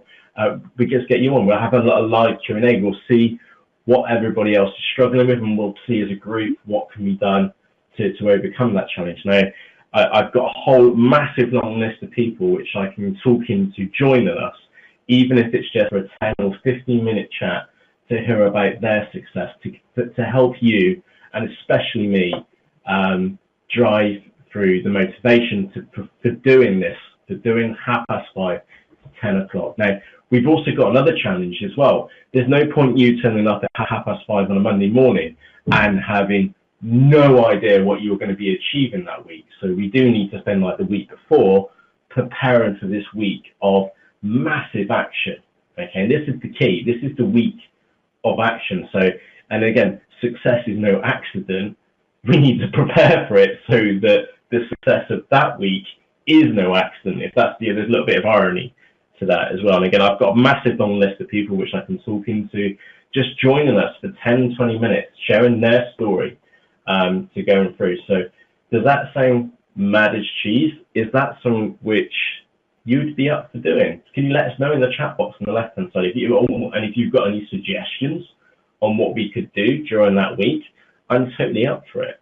I think something that I'd quite like to sort of bring into this is to do a either like set challenges along through the week, and maybe some of these challenges aren't just like targets, but also potentially things that make you uncomfortable, something that you've been scared of doing, because that's the key. If we can get you to do something which you've been sort of putting off, but you know it will bring in results, then with a bit of peer pressure and with a bit of support from us behind you, hopefully we can get you over these sort of obstacles and take you out of that comfort zone briefly and make you comfortable in doing what you're unhappy with. Maybe doing, I know we mentioned this morning, Matt, doing, setting tasks, throughout the day, like we have to spend 2 hours out of the office, and we have to, leave the office for 2 hours and work elsewhere, work on the business from elsewhere, which forces us to work on the business without distraction and without getting dragged into the mundane tasks. Mm-hmm. Yeah, because again, on a personal level, I find that really, really beneficial. It may sound like I've just gone to the cafe, which unfortunately I haven't done in 2 months, or it feels like 2 months. I haven't done it. Yeah, no, it probably is about that. Yeah. It's probably is about that. Yeah, it is. And I always find that I get so much better ideas if I leave the desk and go for a wander around the park near my house, or just wander around the block, or just get some fresh air. And I've been guilty. I've not been able to do that for the past month or so. Mm-hmm. And it sounds daft, but to me, it really does help. Yeah, yeah. Maria, I've just seen your notice there that I love the idea, just need to get a nanny for the kids. actually, that might actually be one of my personal targets or goals for that week, is to actually walk my girls to school one morning. Because I actually enjoy that walk with them. I miss that time with them. So actually, that might be one of my personal tasks, where you need to get the free time. My little personal task might be go off to just go and grab some free time with the kids, because that's again, just children are actually brilliant, because they haven't been marketed by the outside world. The best way of explaining this is that why would you not go mental in Tesco's or insert large name of people in there? Because there is an absolutely amazing place. Why would you not want to do that? So I do look at my children in a very different light, because they see the world very, very differently to what I do and everybody else.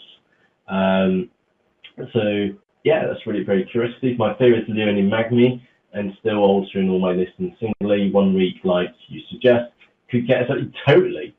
We would nail that on day one for it. We would get you up to speed. Again, I don't know how we're going to do this.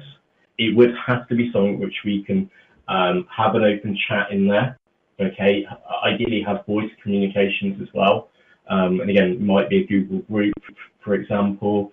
Might be whatever can support live chat, video conferencing, okay, and screen sharing, okay. Yeah, group Skype function. We might do Skype and use that if that's the easiest thing to do. It's got chat, it's got live talk.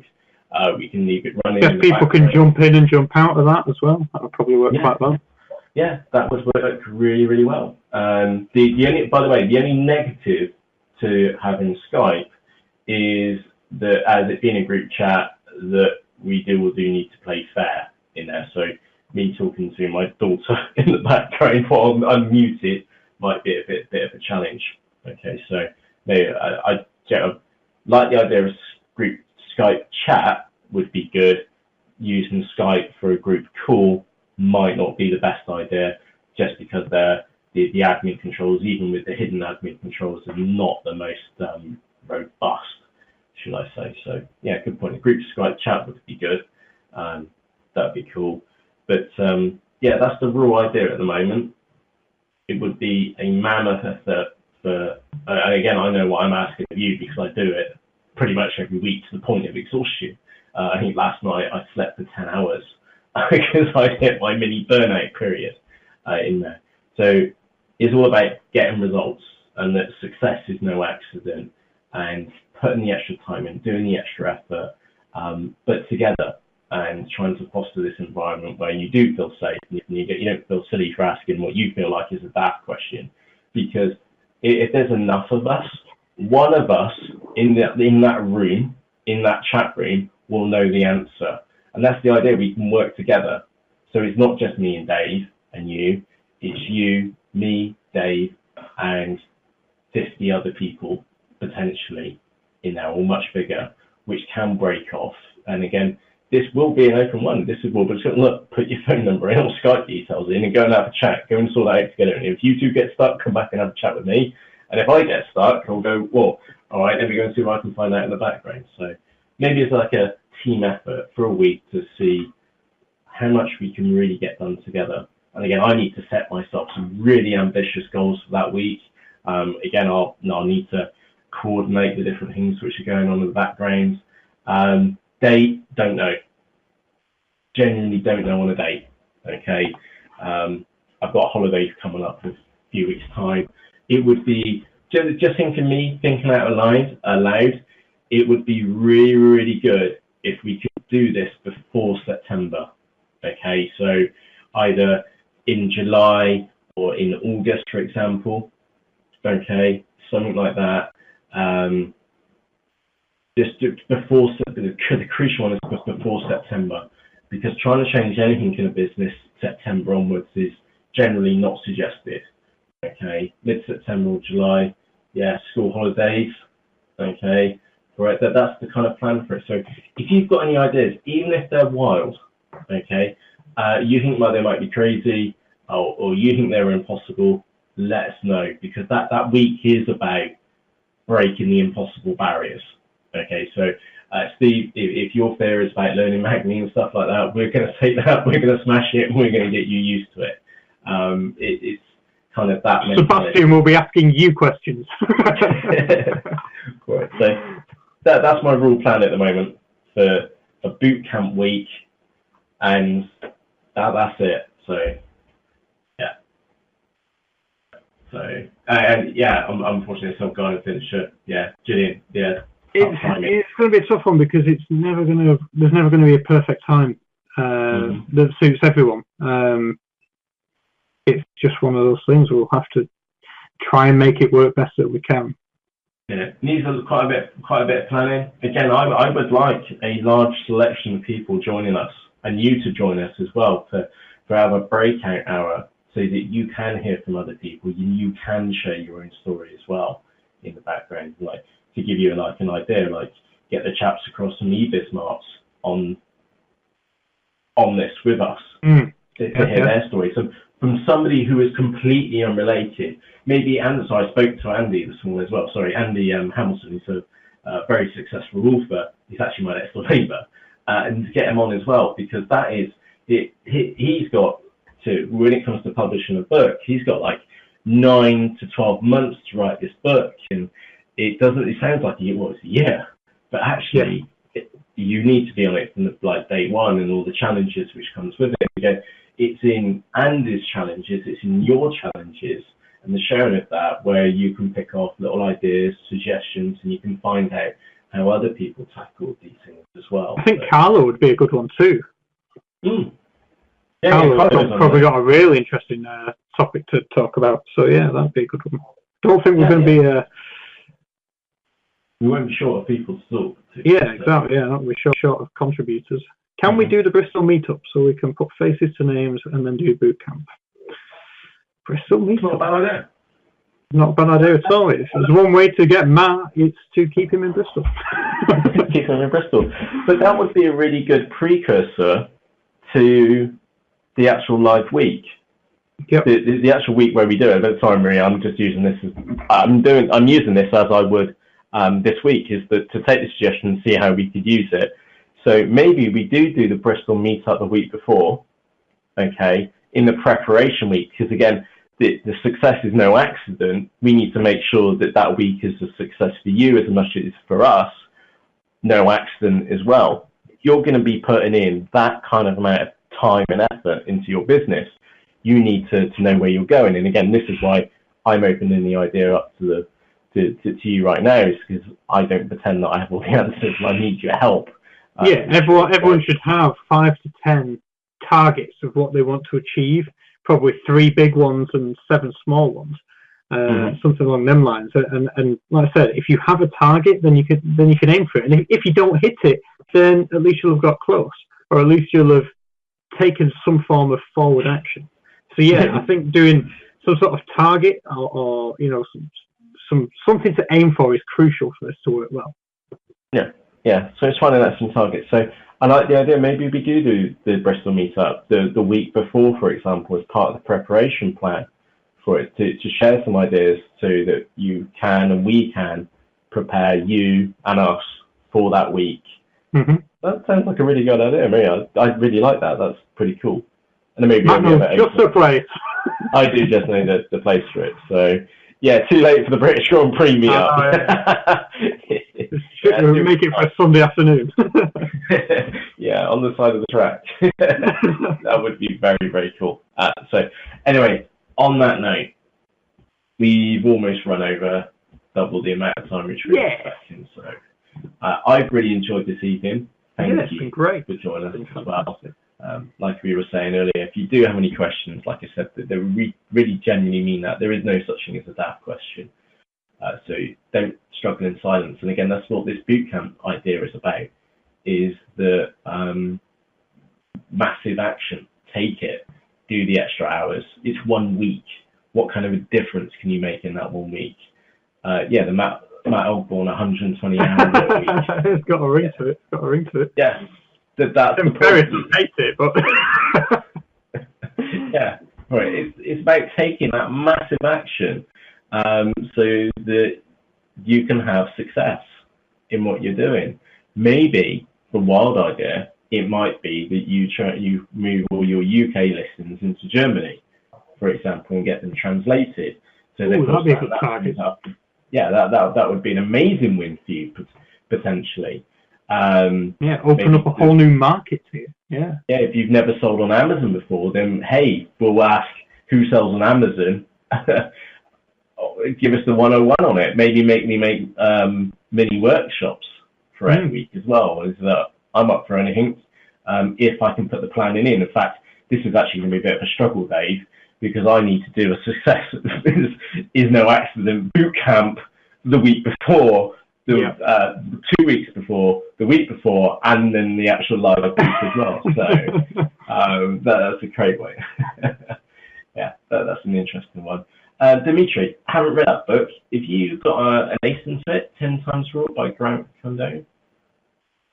Yeah, it's got an Amazon link. I'm more than happy to take a look at that one. Yeah, totally. That's exactly what I'm doing right now. You've got a Kindle edition. Yes, they do. Read a book. That's a good target. Ace. Nice. Thanking you, sir. Just being bullshit. Yeah. That's pretty good. Yeah, 10 times rule, the only difference between success and failure. I guess that's probably not watching TV and doing stuff like what you're doing right now. And stuff which we're doing now is putting the effort in. I wonder if we could get Grant Cardone on to speak to us that week. Hey, I'm batting it, Gary Vaynerchuk, so I've never heard of this author, so hey, we'll have a swing at him as well, see if he wants to join us. Yeah, we're asking for 5 minutes, any time between 5:05 in the morning and 10 p.m. Pick your 5-minute slot, we'll even ring you. So, yeah, a bit of fun. Yeah, thank you for the suggestion, by the way, Dimitri. And that was one of the things I was actually thinking was that maybe a suggestion on a couple of books for you to read, for example. So if you know nothing about HTML, there's a book not on my desktop, it's in my library on the right-hand side called Learn HTML in a Weekend. Sorry, is it weekend? Yeah, in a weekend. So you're going to be easy peasy. I learned it in a week in a caravan without a computer. So you can nail that HTML, be an HTML in 2 days non-stop. So maybe that's one of the things which you're struggling with. That could be good. But remember, HTML is the language of the internet. And if it's not something which you maybe feel comfortable in writing, maybe that needs to be going on there. So right, that goes on the list. HTML weekend. But for example, maybe that's one of the challenges. So anyway, on that note, thank you ever so much for joining us. We did go off topic there a little bit at the end, quite a bit, but that's what we were kind of thinking for the next week or two. In the future for it. And anyway, like we said, the video tutorials come out tomorrow afternoon / evening. Enjoy the extra time. And again, anybody else who didn't join us this evening, they're only going to get 12 hours notice, and then we will remember this time to take them off that evening. Right, so on that note, have a fantastic evening, fantastic afternoon, or fantastic morning. Thank you for joining us, and we'll see you next week. Cheerio. See you soon, guys. Bye. Bye. Bye.